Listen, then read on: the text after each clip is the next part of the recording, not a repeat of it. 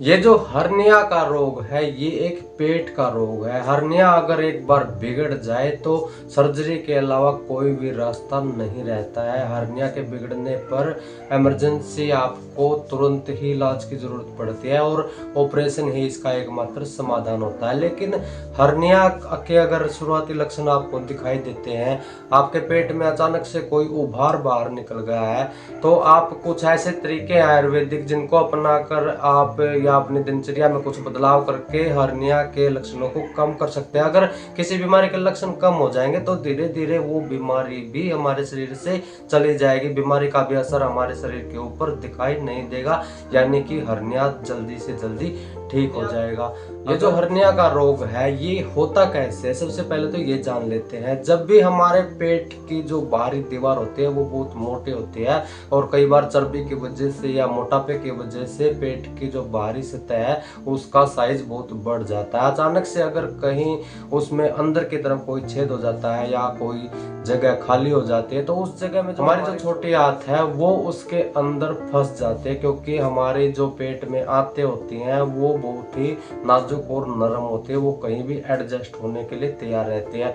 तो उस खाली स्थान पर जब वो आंत फंस जाती है तो उसमें एक मुड़ाव आ जाता है, वो मुड़ जाती है और मुड़ने की वजह से जो भोजन है वो उसमें से सप्लाई नहीं हो पाता है और वहां पर एक रुकावट पैदा होने से उसमें सूजन आ जाती है। वहां पर सारा भोजन जो है वो इकट्ठा हो जाता है और पेट में एक बाहर उभार सा दिखाई देता है, सूजन आ जाती है, पेट में दर्द होता है, कई बार उल्टियां भी लगने लग जाती है। तो यही रोग हर्निया का रोग है। तो सबसे जरूरी बात है कि इस हर्निया के रोग को हम कैसे रोक सकते हैं। अगर हमें सामान्य लक्षण दिखाई देते हैं, शुरुआती लक्षण दिखाई देते हैं, तो हम इनको कैसे ठीक कर सकते हैं। सबसे पहले चीज है कब्ज की समस्या। जब भी आपको हर्निया की शिकायत महसूस हो तो कभी भी कब्ज मत होने देना। अगर कब्ज रहेगी तो पेट में जो भोजन है वो सड़ता रहेगा, वो सूख जाएगा पेट के अंदर ही, आंतों में वो जमा रहेगा और हर्निया के रोग को बढ़ा देगा। इसलिए कब्ज को ठीक करने के लिए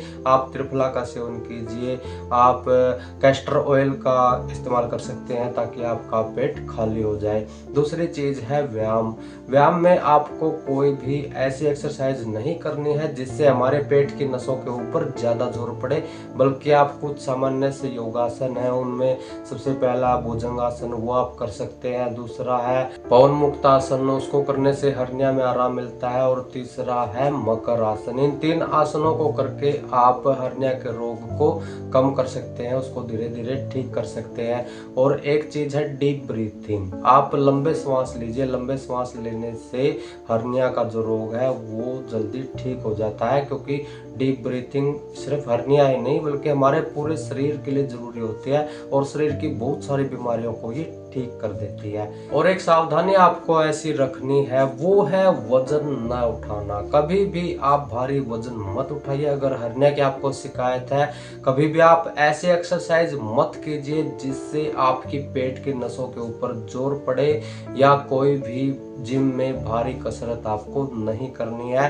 क्योंकि पेट की मांसपेशियों के ऊपर जब दबाव बनता है, खिंचाव बनता है, तो पहले से जो हमारे पेट में दर्द है वो बढ़ जाता है, वो ठीक नहीं हो पाता। और हर्निया का एक सबसे बड़ा कारण होता है वो है मोटापा।